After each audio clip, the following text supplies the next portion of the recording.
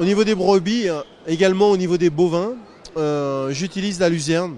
On a une luzerne, nous on a la chance d'être dans le marais desséché.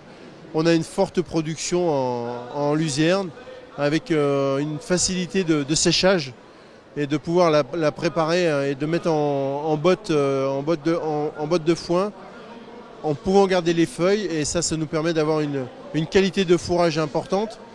Et on fait la finition des bovins avec du foin de luzerne, du maïs et du pois, sans achat de soja. Ça, c'est quelque chose qui est important pour nous. Et au niveau des ovins, eh bien, on fait toute la lactation avec du foin de luzerne et une complémentation au maïs. Ce qui fait que ça nous permet de ne pas acheter d'aliments au moment de la lactation. On a de très bons résultats sur la valorisation et sur le gain de poids sur les animaux. Et on va aller même plus loin. Aujourd'hui, j'ai une entreprise qui souhaite mettre en avant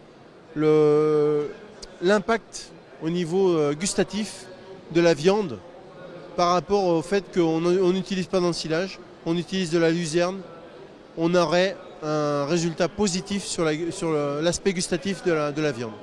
Au niveau de l'aspect économique, eh bien, je valorise tout sur l'exploitation. On n'a pas d'achat d'aliments. Et je peux vous assurer qu'il y a une différence positive en étant en autonomie, en pouvant faire de la luzerne. Alors certes, c'est pas toujours facile.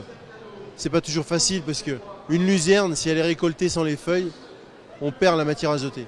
Je dis qu'aujourd'hui, on peut se passer du soja, et c'est ce qui est mon cas, en apportant un fourrage de qualité au travers de la luzerne.